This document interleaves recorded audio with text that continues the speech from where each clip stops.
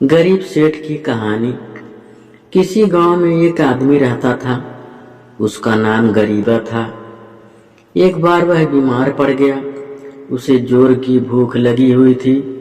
उसे रास्ते में एक आटा चक्की दिखाई दिया। उसने चक्की वाले से कहा, मैं तुम्हारा एहसान जीवन भर नहीं भूलूंगा, मुझे थोड़ा सा आटा दे दो। चक्की वाला बोला, भिखारी कहीं का, मेरा आटा घट जाएगा। भिखारी के लिए नहीं है, भाग यहाँ से। यह कहकर चक्की वाले ने आटा झाड़ने वाले झाड़ू से गरीबा के सिर पर मारा। झाड़ू की मार पड़ने से गरीब के सिर, गाल और कपड़ों पर आटा पड़ गया। गरीबा ने इस आटे को झाड़ा और खाने लगा। आटा खाकर उसके शरीर में थोड़ी सी जान आ गई। गरीबा चक्की से अपने घर की ओर वापस आने लगा। रास्ते में उसे एक महात्मा मिले। महात्मा ने उससे भिक्षा मांगी। उसके पास कुछ भी नहीं था। उसने अपने गालों और कपड़ों पर पड़े आटे को हाथ से झाड़ा और महात्मा को भिक्षा के रूप में दे दिया।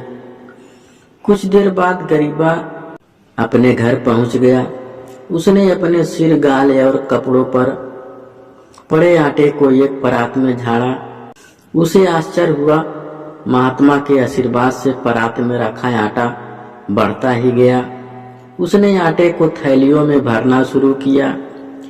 उसके पास आटे की बहुत सारी थैलियां हो गई।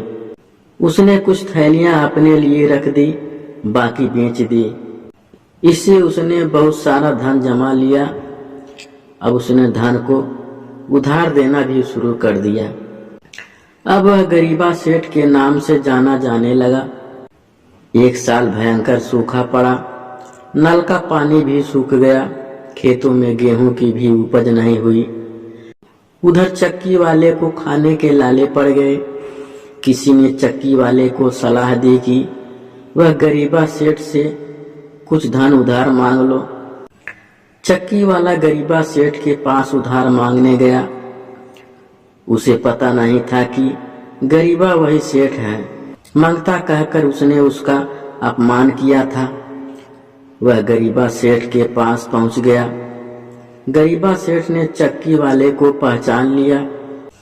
वह चक्की वाले के पैर छूते हुए बोला, तुम्हें याद है, तुमने उस दिन मुझे चक्की के झाड़ू से मारा था।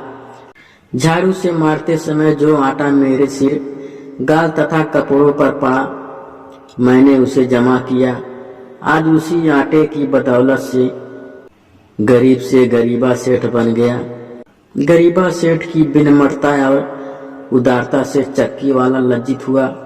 उसने गरीबा सेठ से क्षमा मांगी और गरीबा सेठ ने चक्की वाले को आटा दिया और चक्की वाला आटा लेकर अपने घर चला गया।